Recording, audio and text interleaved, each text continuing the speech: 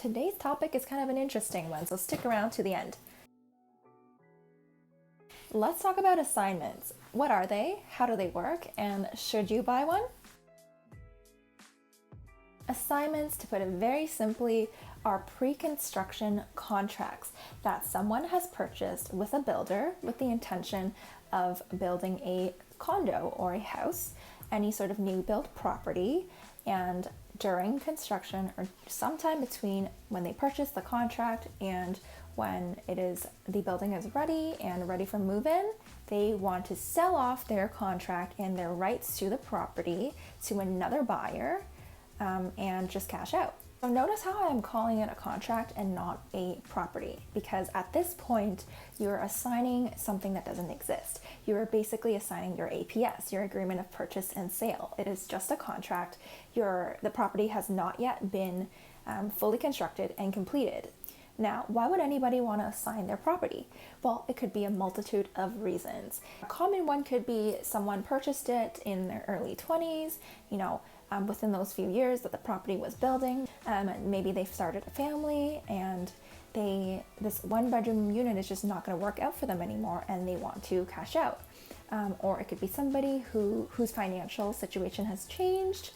For whatever reason, they need to leave the country, or maybe they've lost their job and they can't support the property and they can't support the mortgage once it has closed. And then the third common reason is that this person who bought the APS is an investor who has full intention of just buying this contract, hoping for the market value to go up in a few years, not wanting to actually close on this property, but just wanting to make a cut or like a markup. Okay, so how do assignments work? Assignments are notoriously complicated for all real estate agents, and I will tell you why. So to complicate things even more, there are two kinds of people in an assignment contract. You have your buyer and your seller, but in this case, they have different names. The original purchaser who purchased the contract with the builder is called the assigner, and now they are selling it to another buyer. The new buyer is called the assignee. And the next bit that has to happen is the builder has to give permission for the assigner to assign their contract to an assignee. Usually this is stipulated in the original APS, whether the builder will allow you to sign it or not, but if it is allowed, there's usually a fee, which the assigner typically pays for. So let's just say the builder allows the assigner to assign. Now they have to find a buyer, an assignee who has a lot of cash, amount of money up front that you need to purchase an assignment contract from an assigner. If you're an assignee, speaking from the assignee's perspective, is number one, the deposit that the assigner has originally paid the builder. So when you buy a pre-construction property, normally you have to put 10% down, 20% down, or something like that, somewhere in between.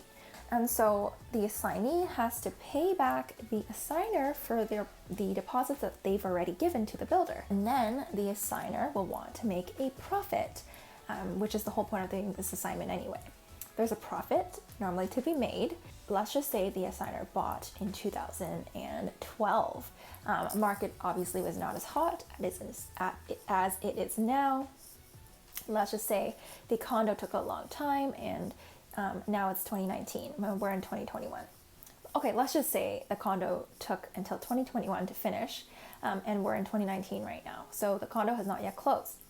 Now, condos in 2019 are obviously going to have a different market value than they did in 2012.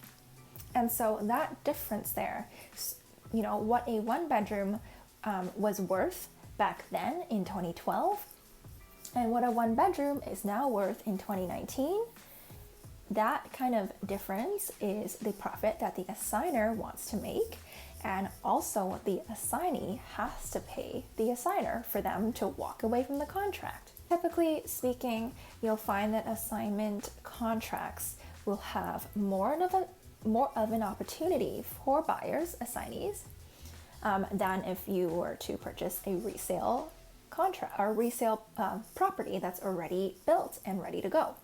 And here's why. Number one, they're very hard to advertise. So builders don't always let assigners advertise their assignment contract on the MLS. You might have to go through like an exclusive broker network, which I would have access to as your agent. It might have to go through word of mouth or specialty websites, or maybe through private messages if it's not allowed to be advertised.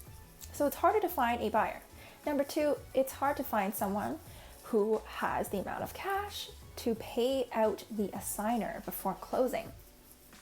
This sometimes can be hundreds of thousands of dollars, which most people, or many people, just don't have on hand.